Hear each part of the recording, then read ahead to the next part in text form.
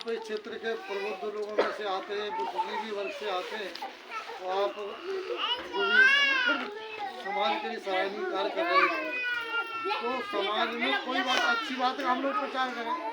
लेकिन होता क्या है कि एक आदमी ने शांति हवन किया, हम तो इस परिवार को धन्यवाद देंगे जो बैठे भाई लोग, ये शास्त्री युगेंद्र जी, कि आपने इतनी हिम्मत करके और जहाँ पर 13वीं डूबे हुए लोग हैं वहाँ पर शांति यज्ञ के लिए हिम्मत जुटाई और आपने किया, तो इसके लिए आप बहुत बहुत बधाई के पात्र हैं। और इसी श्रृंखला में मैं आवाज़ करूँगा जो हमारे काशी से आचार्य जी पधारे हुए हैं, श्री रवीश कुमार जी, और मार्गदर्शन करें।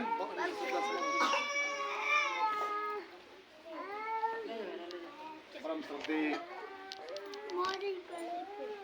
भाई साहब दिवंगत आत्मा के चरणों में श्रद्धा सुमन अर्पित करते हुए हमारे बीच शोक सभा में उपस्थित सभी पुण्यात्मा, हमारे बीच में उपस्थित आदरणीय वकील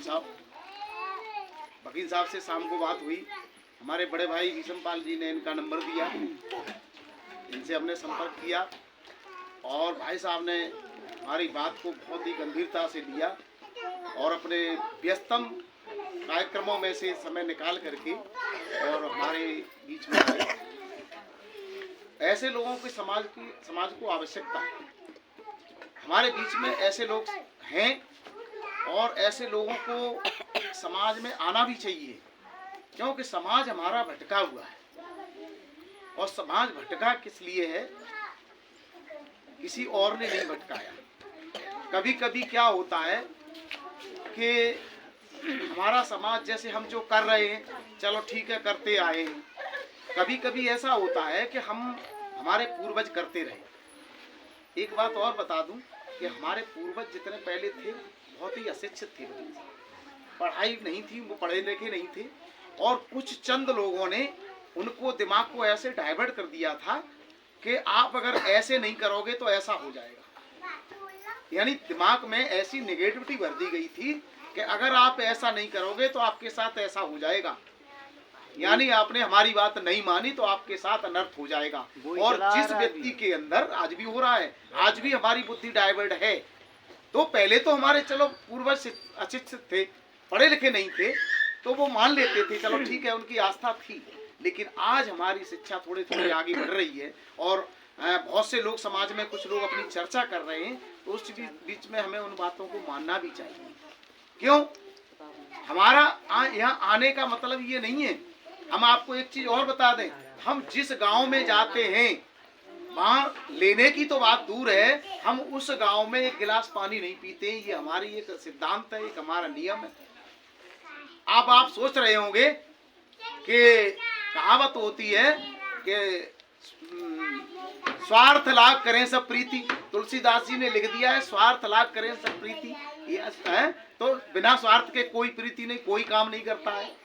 लेकिन हम इनसे, आप पीछे पूछ लेना, इनसे कितने रुपए लिए हैं? 1 रुपया आपने कहीं देखा हो? आपसे कोई अगर कहीं आप संकल्प करवाया हो, वो आपके बीच में है? 1 रुपया नहीं लेना है।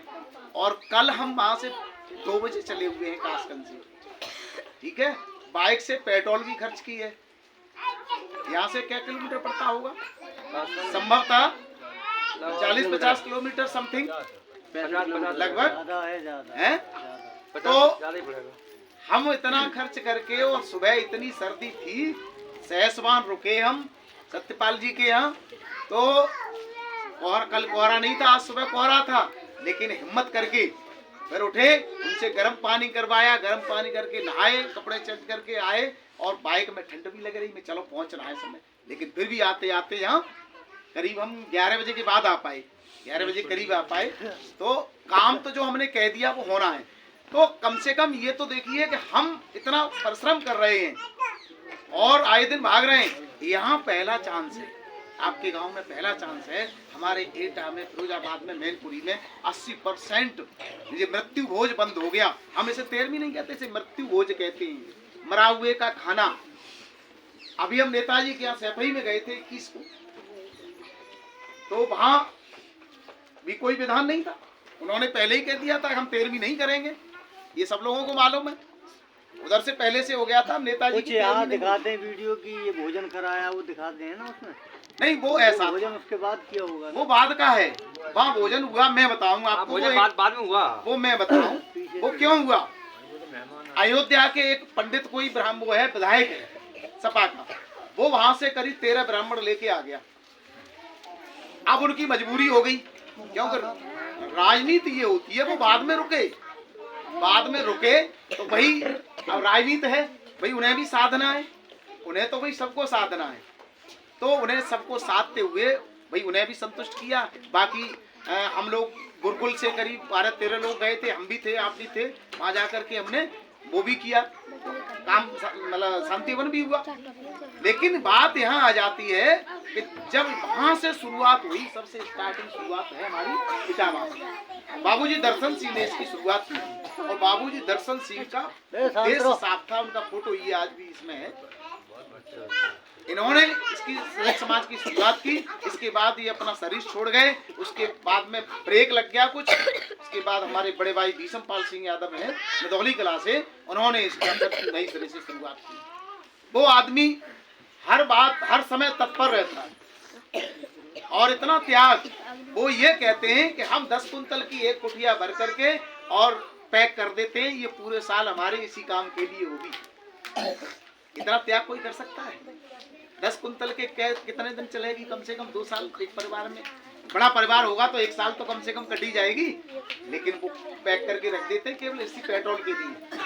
और समय भी, अपना समय भी देना है, हम कोई फालतू नहीं है।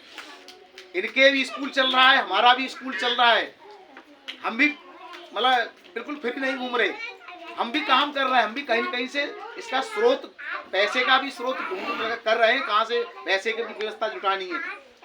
भाई हम कब तक ऐसे काम नहीं करेंगे तो कहाँ से लाएंगे ये खर्चा। लेकिन फिर भी, क्योंकि अपने लिए तो सब कोई जीता है, अपने लिए तो एक जानवर भी पेट भर लेता है, लेकिन दूसरे के लिए जीना एक दुर्लभ चीज होती है। थोड़ा जीना भी चाहिए, दूसरे के लिए भी हमें थोड़ा सोचना चाहिए, अपने समाज, खास तौर से अपने समाज के लिए। मैं जनपद कासगंज से यादव महासभा का जिलाध्यक्ष भी हूँ, यादव महासभा भी चला रहा हूँ, तो यादवों का दर्द मैं समझता हूँ कि यादवों का दर्द क्या है और यादवों में कमियां कितनी हैं। यादवों में कमियां कितनी हैं, वो अपने की नहीं मानेगा, दूसरे की बहुत जल्दी मान लेगा। ये बहुत बड़ी, सबसे बड़ी कमजोरी है। अपना जो अच्छी बात बताएगा उसको ध्यान नहीं देगा, अरे जे का जाने ज्यादा हम जान, तो ये सबसे बड़ी कमजोरी है। और दूसरा आदमी कोई आ जाए दूसरी जाति का, कान में कह दे, अरे जात का मतलब और आ जाए, अपनी जात का आ जाए, अदर से, हाँ अदर से बाहर से आ जाए तो बाहर का सम्मान होगा। अगर मानने योग्य नहीं है फिर भी उसे मान लेंगे, लेकिन ये हमारी कमजोरी है। लेकिन हमें जागना है, सजग होना है।